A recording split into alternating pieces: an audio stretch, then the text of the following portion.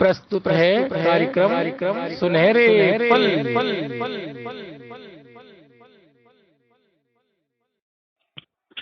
सुनहरे पल सुनने वाले सभी साथियों को मेरा यानी कि आपकी दोस्त आम्रपाली का प्यार भरा नमस्कार। साथियों, आज मैं उपस्थित हुई हूँ एक ऐसी शख्सियत को लेकर जिन्हें सुनकर हम सभी का मन गदगद हो जाएगा, जिनके लिए मैं ये कहना चाहूंगी, व्यवहार में जिनकी कुशलता है, व्यवहार में जिनके कुशलता है, आवाज में जिनकी मिठास है, ऐसी ही आज की हमारी मेहमान हम सभी के लिए बेहद खास है। तो साथियों, आज हम मुलाकात करने जा रहे हैं हमारे आज की खास मेहमान श्रीमती सुनीता राठौर जी से। सुनीता जी, आप मुझे सुन पा रही हैं? हाँ जी, मैं आपको सुन पा रही हूँ। जी जी, और बहुत बहुत धन्यवाद आपका कि आपने अपना अमूल्य समय हमारे इस कार्यक्रम के लिए निकाला, और हमारा ये परम सौभाग्य है कि आज आपकी प्यारी सी आवाज हमें और हमारे श्रोताओं को सुनने को मिली। तो सुनीता जी, मैं आपसे ये कहना चाहूंगी कि जैसा कि हमें पता चला है आप एक दृष्टिबाधित हैं, तो हमें बताइए आपकी दृष्टिबाधिता आपके अंदर कैसे आई, बचपन से है या बाद में हुई? और दूसरा प्रश्न ये कि आपका जन्म कहाँ हुआ, इस विषय में थोड़ा हमारे श्रोताओं को बताएं। जी, धन्यवाद। आपने मुझे डीडीएस परिवार में इनवाइट किया, इसलिए थैंक यू बहुत बहुत। और मैं बचपन से ही मतलब 3 साढ़े 3 साल की थी तभी मैं ब्लाइंड हो गई थी। चेचक जिसको बोलते हैं माता, जी जी, तो माता जी निकली थी, उसी में मैं ब्लाइंड हुई। जी। और मेरा जन्म, मेरी माँ बताती है कि हरसुद में हुआ था, ये छनेरा के पास है जो अभी फिलहाल में डूब गया है। जी जी, और डेथ हो गई है, तो मेरा जन्म वहीं पर हुआ। जी जी। तो वो हरसुद जो आपने बताया है स्थान, वो कौन से जिले के अंदर आता है, थोड़ा बताएं। ये खंडवा जिले के अंतर्गत आता है। जी जी जी, खंडवा से 2 घंटे का रास्ता है। जी जी। तो यानी हम कहेंगे कि खिड़किया के पास में। जी, अच्छा अच्छा। तो चलिए सुनीता जी, आपने बताया कि आप 3.5 साल की आपकी उम्र थी, उस समय आप चेचक की बीमारी से ग्रसित हो गई, और उसी चेचक की बीमारी की वजह से आपने अपनी दृष्टि खो दी। जी बिल्कुल करेक्ट। जी। तो बहुत ही दुख की बात है ये तो कि आपकी चेचक की बीमारी से दृष्टि चली गई। अच्छा सुनीता जी, हमारे श्रोताओं को आप ये बताएं कि जब आप ब्लाइंड हुई तो उस समय आपके माता पिता का और आसपास के आस पड़ोस का आपके प्रति कैसा व्यवहार था? जी, मेरे माता पिता का व्यवहार तो मेरे प्रति बहुत अच्छा था, क्योंकि मेरे पिताजी मुझे बहुत प्यार करते थे। और मैं पहली बेटी हूँ, तो मुझे बेटी नहीं बेटा समझते थे वो, इसलिए मुझे तो बहुत लाड़ प्यार मिला और बहुत अच्छे से मतलब मेरा पालन पोषण हुआ। हाँ, वो बात अलग है कि थोड़े दिन बाद मेरे पापा का स्वर्गवास हो गया। जी जी, फिर उसके बाद से तो फिर लाइफ स्ट्रगल हो गई। जी जी, सही बात है। हमारे घर का यदि मुखिया ही हमें हमारा साथ छोड़कर चला जाए तो हम समझ सकते हैं कि उस समय हम पर क्या बीतती हैं। तो सुनीता जी, आपने बताया कि आपके पापा की डेथ हो गई थी, तो आप हमें बता सकती हैं कि उस समय आपकी उम्र क्या रही होगी? मैं उस समय रही होंगी 6 साल की रही होंगी। जी जी जी। तो अच्छा सुनीता जी, ये बताएं आप हमें कि आपने एमए तक अपनी पढ़ाई कंप्लीट की है, तो स्टार्टिंग में जब आप 6 साल की थी या स्टार्टिंग में आपको स्कूल में भर्ती कराया गया, तो उस समय आपके मम्मी पापा को किसने एडवाइस दी थी कि ऐसे बच्चों के लिए भी स्कूल है और उन्हें भी पढ़ाया जा सकता है? थोड़ा इस विषय में बताएं। जी, मतलब मुझे पता चला था, वैसे तो मुझे इंदौर का पता चल चुका था, मतलब मेरे पिताजी को पहले ही पता चल चुका था, लेकिन बहुत लाड़की होने के कारण उन्होंने तो मुझे स्कूल में नहीं छोड़ा। देवास में एक स्कूल है दृष्टिहीन कल्याण संघ करके, तो वहाँ पर कोई मतलब मेरे रिलेशन में ही थी बुआ जी, बहुत दूर के रिलेशन में थी। तो उन्होंने बताया कि मेरे मतलब दूर के रिलेशन में जो भाई है, तो उनकी बेटी भी ब्लाइंड है। तो वो और वहाँ की एक टीचर थी शारदा महाजन, जी वो दोनों मुझे लेने के लिए आई थी। और किस्मत क्या, मतलब मुझे पढ़ने का इतना शौक था बचपन से ही जी कि वो जैसे आई मैंने तो ये भी नहीं सोचा कि क्या करना चाहिए, मतलब जाना चाहिए या नहीं जाना चाहिए। जी किसी के बारे में नहीं सोचा कि मम्मी क्या सोचेगी या दादी क्या सोचेगी, बस मैंने तो तुरंत बोल दी कि नहीं मुझे चलना है। वो तो आपकी आवाज से पता चल रहा है कि आप शुरू से बहुत चंचल रही होंगी। तो चलिए, बहुत अच्छी बात है कि स्टार्टिंग से ही आपकी जिज्ञासा थी पढ़ने की। और हाँ जी, उसके बाद क्या हुआ? आप तुरंत उनके साथ जाने के लिए रेडी हो गई?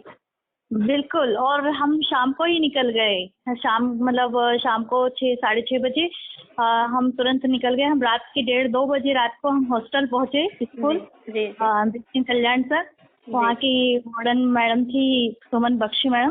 जी तो उन्होंने फिर गेट वगैरह खोला, मुझे अंदर लिया।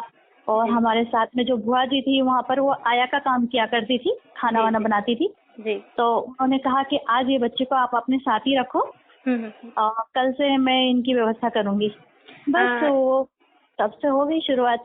चलिए, तो बहुत अच्छी बात है। और आप बहुत लकी हैं कि आपको एक स्कूल से टीचर आपको घर में लेने आई और आप खुशी खुशी पढ़ने के लिए एग्री हो गई। अच्छा, सुनीता जी, ये बताएं कि उस समय आपकी एज कितनी रही होंगी जब आप स्कूल गई? 7 वर्ष की रही होंगी, अच्छा अच्छा। क्योंकि 1 साल बाद ही मैं मतलब स्कूल चली गई थी, मैं ज्यादा दिन घर में नहीं रही। अच्छा, तो हॉस्टल जाने के बाद आपका क्या अनुभव रहा? आपको कैसा महसूस होता था? आप रोती थी या बहुत खुश थी? थोड़ा इस विषय में हमारे श्रोताओं को बताएं। हाँ, स्कूल जाने के बाद में तो मुझे बहुत अच्छा तो नहीं लगा, क्योंकि शुरुआत में वहाँ जाकर सब लोगों के बीच में घुलना मिलना थोड़ा मुश्किल था मेरे लिए भी, क्योंकि जी मैं ब्लाइंड थी और मुझे मतलब नहीं दिखाई देता था, तो मेरे लिए हर चीज़ नई थी। तो थोड़ा सा बस बुरा लगता था कि मैंने पहले क्यों नहीं सोचा, मैं क्यों आई। और मैं बहुत और बहुत बीच में से गई थी, मतलब जनवरी फरवरी में मुझे लेने के लिए आए थे वो लोग। अच्छा अच्छा अच्छा। तो तुरंत मेरा एडमिशन मतलब उन्होंने फर्स्ट क्लास में ही कर दिया। जी। और बस 1 महीने बाद तो 2 महीने बाद तो एग्जाम होगी, फिर अच्छा। छुट्टी मिल गई घर हाँ जाने हाँ। की। नहीं, बिल्कुल फिर आपने सही कहा है कि हम जिनके साथ इतने दिनों से रहते हैं और अचानक उन्हें छोड़ के हमें कहीं जाना पड़े तो थोड़ा हमें फील तो होता है, उनकी याद भी आती है। हाँ ये तो आपने जी बिल्कुल हाँ। सही कहा। अच्छा, सुनीता जी, ये बताएं कि आपने देवास स्कूल में कौन सी क्लास तक की पढ़ाई कंप्लीट की? हाँ, देवास से मैंने 12th किया, चिमनाबाई, महारानी चिमनाबाई से। जी और इसके बाद में मैंने इंदौर में एडमिशन लिया, जी ऑल डीडीसी गर्ल्स कॉलेज है। जी जी उस 2 साल में नॉर्मल बच्चों के बीच में रही।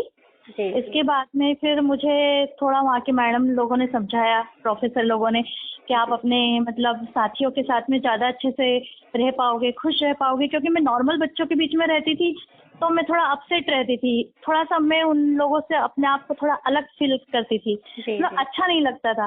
पढ़ाई जी तो करती थी लेकिन मन नहीं लगता था वहाँ। जी जी जी फिर उन लोगों ने जैसे एडवाइस दिया कि नहीं, आपको वहाँ जाके मतलब नॉर्मल अपने जैसे बच्चों के साथ रहना चाहिए, ब्लाइंड बच्चों के साथ में। फिर महेश दीक्षित कल्याण चली जाओ बोले आप।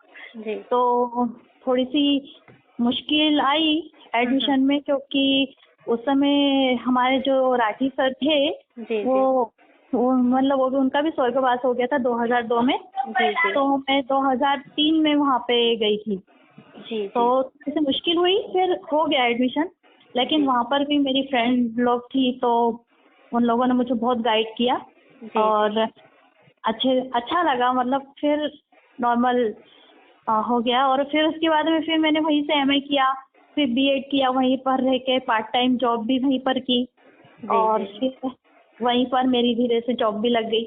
उन लोगों ने ही मतलब मुझे अम, आगे से बोला कि नहीं, आप यहाँ पे जॉब करोगी क्या। तो मुझे ज़रूरत भी थी, जी क्योंकि घर की स्थिति भी ऐसी नहीं थी कि वो लोग मैं खुद अपना मैनेज कर पाऊँ। जी जी जी। तो उन्होंने तो ऑफर किया तो फिर मैंने भी हाँ बोल दिया जी जी और शुरू कर दिया 2000 रुपये से। जी जी। तो मतलब आप ये कहना चाह रही हैं कि जिस स्कूल में आपने अपना कॉलेज कंप्लीट किया है वहीं पर अभी वर्तमान में आप जॉब कर रही हैं? बिल्कुल बिल्कुल, मैं वहीं पर जॉब कर रही हूँ। उन्हीं टीचर स्टाफ के बीच में, जिन लोगों के बीच में मतलब मैं कभी कॉलेज किया था। जी जी जी। वैसे सुनीता जी, आपके विषय में हमने बहुत लोगों से सुना है कि आप बहुत ही एक्टिव और हर क्षेत्र में आपकी रुचि है, और साथ ही काफी काम करने में भी आप किसी से पीछे नहीं है। यदि मैं ये कहूँ कि एक नॉर्मल पर्सन की भांति आप हर काम में निपुण है, तो मेरे विचार से मैं गलत नहीं हूँ। जहाँ तक मैं कह रही हूँ, क्या मैं सही कह रही हूँ? आपको किसी भी प्रकार की मुझे नहीं लगता है कि काम करने में प्रॉब्लम होती होगी। नहीं नहीं, थैंक यू, आप इतनी तारीफ कर रहे हैं और आपने इतनी तारीफ की नहीं मेरी, नहीं, इसलिए लेकिन जो करता है उनकी तो तारीफ बनती है। नहीं नहीं, लेकिन तो भी थोड़ा बहुत तो मतलब अपने को लाइफ में परेशानियों का सामना करना पड़ता है, ऐसा कुछ नहीं है। जी जी, लेकिन देखिए, हाँ, चूंकि हम ईश्वर नॉर्मल, साथ है। हाँ, नॉर्मल पर्सन हाँ से हमारे थोड़ा अलग मैटर हाँ है, तो थोड़ा हाँ संघर्ष तो हमें करना पड़ता है, ये बात तो हाँ, सही है। पर ईश्वर साथ है और ईश्वर की कृपा से मेरे सारे काम हो ही जाते हैं, और मुझे कहीं भी मतलब परेशान नहीं होना पड़ता है। कहीं ना कोई हेल्प के लिए तैयार ही रहता है। नहीं नहीं सुनीता जी, ये आपकी अच्छाई है, और आपका व्यवहार और आपके जो विचार है, यदि आप दूसरों के प्रति इतना अच्छा अपना विचार रखती हैं, तो निश्चित रूप से ईश्वर भी आपके साथ हैं और हमेशा रहेंगे। तो आपके जी कोई किसी भी काम में किसी प्रकार की अड़चन नहीं आएगी। अब हम दूसरी तरफ मोड़ लेते हैं अपनी बातों को। अब आप हमें ये बताएं कि आपकी जो मैरिज हुई है, वो लव मैरिज है जी या अरेंज मैरिज? थोड़ा हमारे श्रोताओं को बताएं। जी, इसके बारे में तो मैं क्या कहूँ। जॉब करने के बाद में वैसे तो अरेंज मैरिज ही है, क्योंकि मैंने घर वालों को सबको बता के और मतलब उनके घर वालों को भी बता के ही हम लोगों की मैरिज हुई है। जी जी तो पर कुछ परेशानियां ऐसी थी कि मुझे फैसला लेना पड़ा।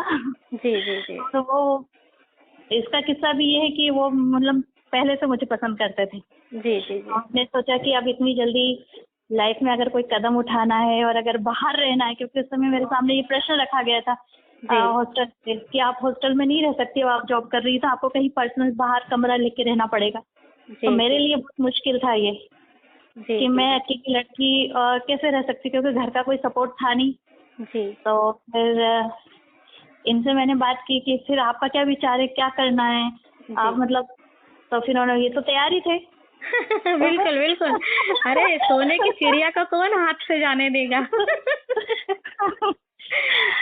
तो होगी मैरिज, बता दिया घर में, और 3 महीने के अंदर तो मतलब 3 महीने भी कहाँ, 1 फरवरी को मतलब मेरे स्कूल में ही आए थे। हमारी विपुला मैडम है म्यूजिक टीचर, जी जी उनसे डायरेक्ट बात की। पवन भैया, पवन सक्सेना भैया आपने जो है जी वो, और ये दोनों आए थे और विपुला मैडम से बात की, और विपुला मैडम ने मुझसे पूछा तुरंत कि क्या विचार है बेटा, जी आगे फैसला लेना है या नहीं लेना है, अकेली क्या करोगी तुम। तो मैंने तुरंत हाँ बोल दिया, क्योंकि मेरे को तो कोई ना कोई फैसला लेना ही था। बिल्कुल बिल्कुल, तो क्योंकि मैंने हाँ इंदौर बोल दिया, जैसे मैं हाँ शहर में ठीक है। अकेले और रहना फिर संभव नहीं है। हाँ, तो फिर बस मैंने तुरंत हाँ बोला, और 4 अप्रैल 4 अप्रैल और 10 अप्रैल डिसाइड हुआ था, जिसमें 10 अप्रैल को हम लोगों की शादी हो गई जी जी, चलिए, ये तो फाइनली। बहुत बहुत अच्छी बात है, बहुत अच्छी बात है। और ये बताएं हमारे श्रोताओं को कि आपके हस्बैंड यानी कि हमारे सर जो है, वो भी दृष्टिबाधित है या उनको, जी अच्छा, मतलब वो भी दृष्टिबाधित है? जी जी, वो भी दृष्टिबाधित है। आप लोगों के सबके हैं, मतलब दोस्त हैं संजय राठौर जी, जी जी जी जिनसे मेरी शादी हुई है। जी जी जी मेरी एक छोटी सी बेटी भी है 8.5 साल की, जी जो जी 4th क्लास में है सिक्का स्कूल में। जी जी। अच्छा सुनीता जी जी, ये बताएं हमारे श्रोताओं को कि सर वर्तमान में क्या कर रहे हैं? हाँ जी, मैं सुन नहीं पाई। सर वर्तमान में किस क्षेत्र में अपना कार्य कर रहे हैं, थोड़ा ये बताएं हमारे श्रोताओं को। मैं सुन नहीं पा रही हूँ एक्चुअली, नेटवर्क प्रॉब्लम के जो कारण। संजय राठौर सर है आपके हस्बैंड। Hello hello. बस हाँ जी सुनीता जी, आप मुझे सुन पा रही हैं? हाँ जी सुन पा हाँ, रही। मेरे पूछने का मतलब ये था कि संजय राठौर सर जो है वर्तमान में किस क्षेत्र में कार्य कर रहे हैं? जी, वो अभी संविदा वर्ग 3 में काम कर रहे हैं, देपालपुर बेटवा में। टीचर के पद जी पे। चलिए, तो बहुत अच्छी बात है। और आपने बताया आपकी एक प्यारी सी बेटी भी है। जी।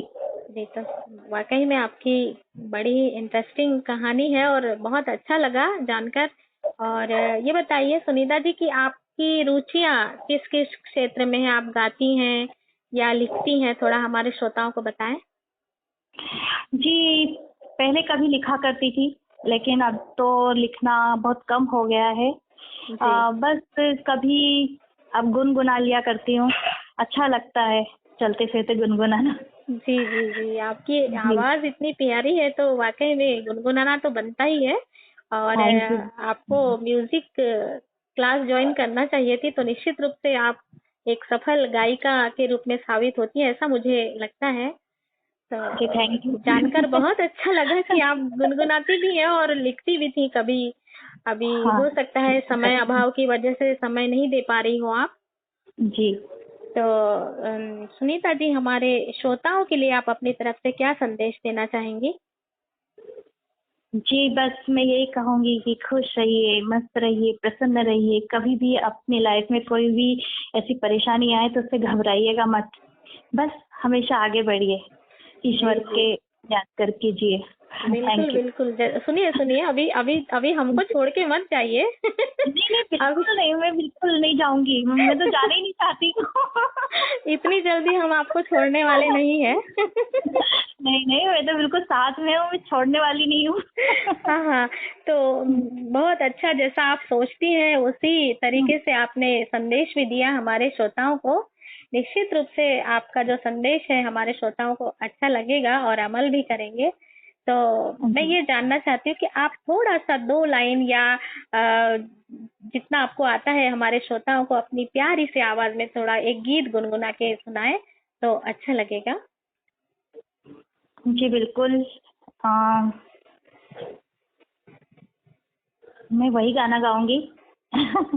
हंसते हंसते कट जाए रस्ते, जिंदगी यूं ही चलती रहे, खुशी मिले या गम बदलेंगे ना हम, दुनिया चाहे बदलती रहे। Thank you. क्या बस। बात है, क्या बात है। बिल्कुल बिल्कुल, हमें बिल्कुल हंसते हंसते ही अ, अपने जिंदगी को जीना चाहिए। दुनिया जो भी सोचती है सोचने दीजिए, उससे हमें कोई जी। मतलब नहीं रखना चाहिए। और बहुत अच्छी सोच है आपकी और बहुत अच्छे विचार। और वाकई में आपको देखकर हमें भी काफी बल मिला कि हमें हिम्मत नहीं हारनी चाहिए और अपने जीवन के लिए अंत तक लड़ते रहना चाहिए। तो बिल्कुल। सुनीता जी, आपने कहा कि आप लिखा करती थी, तो कुछ याद है आपका लिखा हुआ आपको 1-2 लाइनें? जी नहीं, अभी तो कुछ भी याद नहीं है। चलिए कोई बात नहीं, कोई बात नहीं, होता है। मैं समझ सकती हूँ कि अभी हम ग्रस्त जीवन में जब हम लग जाते हैं तो सब कुछ भूलना पड़ता है हमें न चाहते हुए भी। हाँ, हाँ। तो जी हाँ। कभी नेक्स्ट टाइम जरूर आपसे सुनेंगे आपका लिखा हुआ। बिल्कुल, बिल्कुल। तो सुनीता जी, बहुत अच्छा लगा हमें आपसे वार्तालाप करके और आपके विचारों को जानकर। तो फिर कभी और मुलाकात की जाएगी आपसे। तो अभी हमें इजाजत दीजिए आप। जी तो हाँ, चलिए, थैंक यू। ओके, धन्यवाद।